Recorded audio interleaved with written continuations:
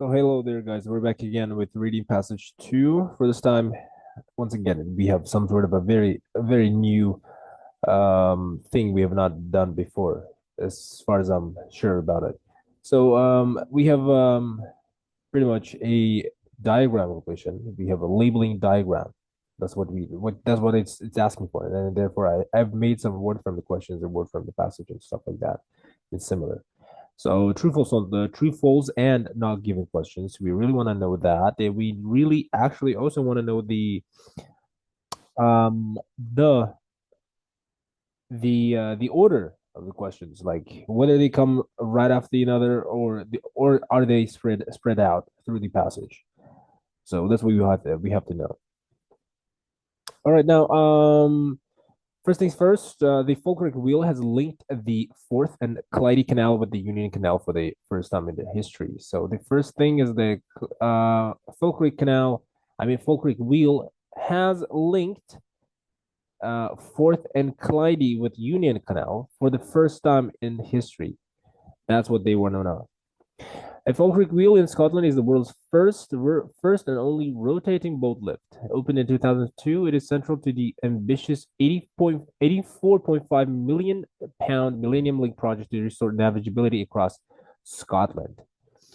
Now, by reconnecting the historic waterways in the Forth, Clyde, and the Union canals. So the thing is, based on the question and particularly the keywords, we need to find information about whether the wheel has linked two canals for the first time. So we already found that. We already pretty much found that this is the answer pretty much that is giving it to us, except for this one. We don't want to highlight that. Please remove. Thank you. Can you remove it? Yes, thank you. There we go. This is the first answer for us. And I'm going to take a highlighter there. So opened in 2002. Opened in 2002. It is central to the ambitious 84.5 millennium. So 80.4.5 millennium pounds. So like a link project to restore the navigability across Scotland by reconnecting the historic waterways of the Forth and Clyde and the Union canals. This means that the connection between two canals does not exist at the moment, right? It is central to the ambitious project to restore the navigability. It is to restore. It means what is this trying to tell you is that it does not exist at the moment, and the Falkirk wheel is expected to, which is essential to reconnect them, essential to reconnect them, which is in the future is about to happen, right? So the thing is we're not it's not really providing it's not giving you any evidence just yet. So we have to read it a little bit more. The major challenge of the project lays in the fact that Fort Clyde Canal is situated 35 meters below, 35 meters below the level of the Union Canal. Historically, the two canals had been joined near the town of Falkirk by a sequence of 11 clocks. There you go. So historically, 11 clocks enclosed sections of canal in which the water level could be raised or lowered that step down across a distance of 1.5 kilometers. Now we found the evidence for it. We want to take that. Whoops. Maybe close it. There we go. Now we want to take that. So the answer is going to be therefore false. It was historically, two canals had been joined near the town of Falkirk by a sequence of 11 locks. Fourth and Clyde Canal is situated 35 meters below the level of the Union Canal. So and then the next sentence is saying um uh, it was historically two canals been joined near the town of Falkirk by a sequence of 11 locks, and that's pretty simple. Now, there was some opposition to the design of the Falkirk wheel at first. There was an opposition to the design. So this is what I'm take that. The Falkirk wheel was initially put together at the location where its components were manufactured. It was initially put together or it were manufactured. The Falkirk wheel is the only boat lift in the world which has steel sections bolted together by hand. Okay. All right. Now, the weight of the gondolas varies according to the side of boat being carried. Okay. So one thing here, how a boat is lifted on the Falkirk wheel. There has to be a separate paragraph for it. There we go. I think I can manage to do this. Do you think? Yeah, I think I can manage to do this first. So a pair of something are lifted in order to shut out water from the canal basin. So I think question number 20 is going to be fairly simple. So boats need to be lifted up to enter. Here, I think two is missed out.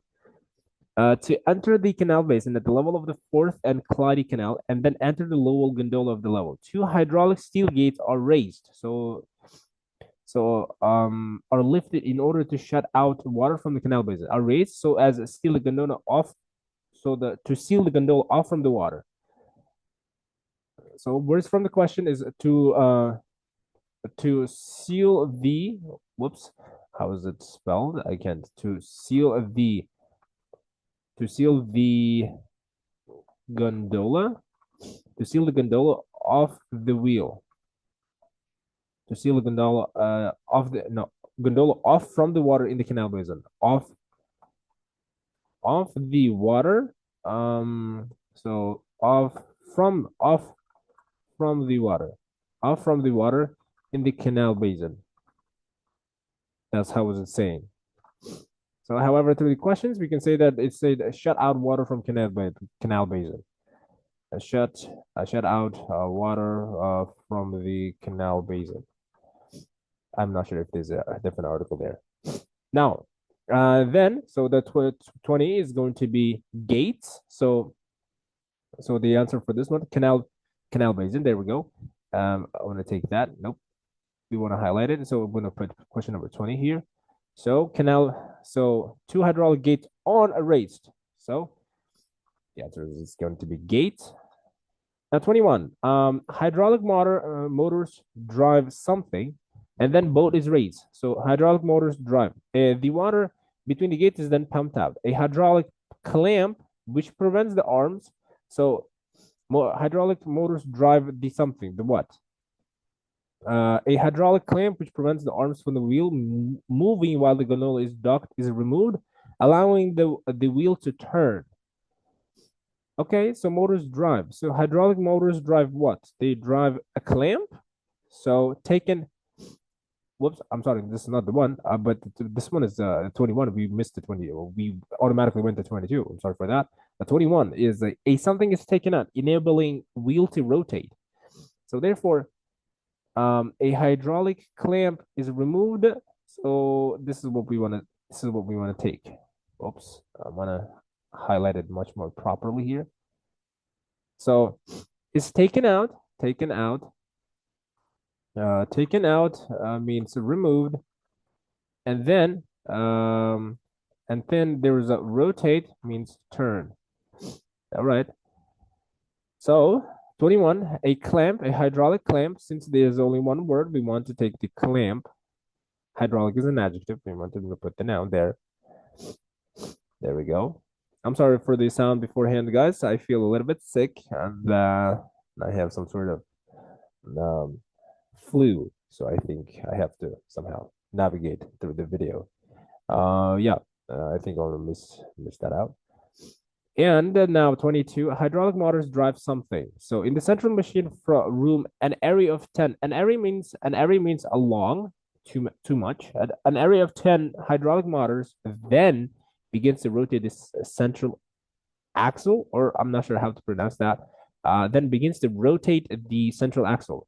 Motors drive. So motors drive. So the drive is drive means begins to rotate. Begins to rotate means drive. So I think begins to rotate. Drive means begins to rotate. That's what we want to know. So now we're going to take the questions here. So an area of 10 hydraulic central axle. So this want to take here, and the answer for that is going to be number 22. I want to highlight it again, and this one is going to be 21. There we go. So now, so 22 is going to be axle. This one we're going to take. 23, a range of different size. A range of different size. We want a range of different different sized something. The axle connects the outer arms of the wheel, which begin to rotate at a speed of 1 out of 8 of a revolution per minute. As the wheel rotates, the gondolas are kept in the upright position. So we're gonna put upright position, upright by a simple gearing system. The two 8-meter wide cogs. So the two what is it? 8-meter it's like meter wide cogs. So the answer is going to be cogs there. So different size, upright position. Both reaches a top wheel, then moves directly onto what? The axle connects to the outer. So the axle connects now. As the wheel rotates, two 8-meter cogs are orbit at fixed inner cogs with the same width, connected two smaller cogs traveling into the opposite direction to the outer cogs, so ensuring that the gondolas always remain level. So remain level. This is going to be 20. This is going to be the answer to number for 23 and 24. 23 and 24. We're gonna take that 23 and 24. Whoops. Take the answers over there. 23 and 24. So 24 is going to be remain level. So what is it? Remain level. Okay. However, I'm sorry for but we don't have to ensure the gondolas. When the gondola reaches the top, the boat passes through the oh, okay. I just made a mistake here. I think 24 is over here instead. This is the 24. I'm gonna take 24 over there now. So upright position means here it is remain level. Remain level. So when the gondola reaches the top, boat reaches the top, then moves directly onto. When the boat passes directly into me onto. So directly onto is paraphrased as straight onto. So the 24 is going to be aqueduct or aqueduct. Sorry for that. Aqueduct. So it's sometimes weird to spell to pronounce the names. Now 25, and then boat travels through a tunnel beneath a Roman something. The remaining 11 meters of lift needed to reach the Union Canal is achieved by means of pair of locks. The wheel could not be constructed to elevate boats over the full 35 meters between the two canals, owing to the presence of the historically important Antonine Wall, which was built by Romans in the 2nd century AD. Boats travel under this wall. So, okay, it's an Antonine Wall. So boats travel under this wall. It's a Roman wall, 24. So the under the wall, beneath, under. So beneath means under. Okay, so I think it says beneath. And 26, something raised boat 11 meters to level off Union Canal, which was built by Roman canals. Boat travels under this wall via tunnel, then through the locks, and finally on the Union Canal. So 26, the remaining 11 meters of lift needed to reach the Union Canal is achieved by means of pairs of locks. So locks raise boat. So it's going to be locks with a plural. So it's going to be locks. There we go. So I think we need it. There we go. We have finished it. Now we're going to go back to the true false given. There was some opposition. Numerous ideas were submitted for the project, including concepts ranging from rolling eggs to tilting tanks, from giant seesaws to overhead monorails. The eventual winner was a plan for the huge rotating steel boat lift, which was to become the Falkirk wheel. The unique shape of the structure is claimed to have been inspired by various sources.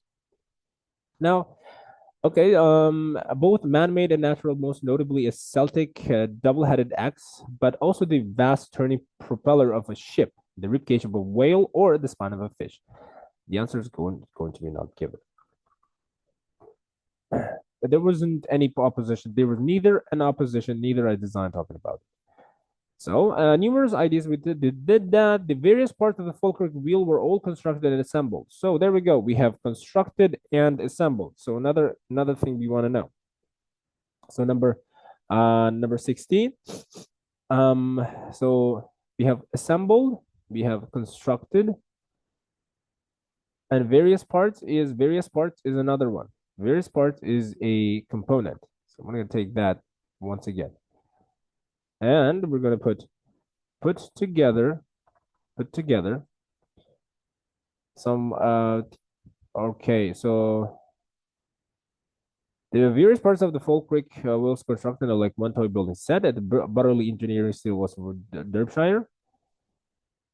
Were all constructed and assembled like one giant tall building set at Butterley Engineering Steelworks in Derbyshire, some 400 kilometers from Falkirk. A team there carefully assembled 1,200 tons of steel, painstakingly fitting the pieces together to an accuracy of just 10 millimeters to ensure a perfect final fit. In the summer of 2001, the structure was then assembled. So put together is assembled, I guess. So assembled, and then components is known as various parts. Now manufactured means constructed. There you go. So and the fact that is it going to be true or not or false, this means so the statement and the information in the text have the same meaning, probably based on the question, particularly the keywords. The here is saying that Falkirk wheels initially first put together at the location where its components were manufactured. So various parts of the Falkirk were all constructed and assembled like one, blah, blah, blah, some 400, blah, blah, blah. A team there carefully assembled the 1,200 tons of steel, painstakingly fitting the pieces together to an accuracy of just 10 millimeters to ensure the perfect final fit. So yeah, the answer is going to be true. So it was the small pieces were constructed there and assembled before being actually released. So we're going to take, this is going to be a full answer to this. And oops, not that. And we want to take number 16. There we go.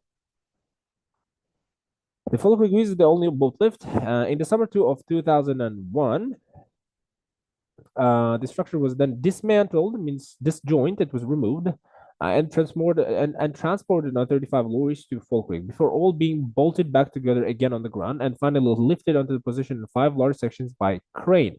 The wheel would need to withstand immense and constantly changing stresses as it rotated. So to make the structure more robust, means stronger, the steel sections were bolted rather than welded together. So okay, hand tightened. Okay, so this information is not given. Whether it's the only boat, we know that it's a steel section, but we don't know if it's the only boat lift in the world. However, yeah, it's kind of says that the world's first only rotating boat lift, but no, it doesn't say which has steel sections. I'm not necessarily finding that, however. But the 18 is saying that the weight of gondolas were okay. We will see that.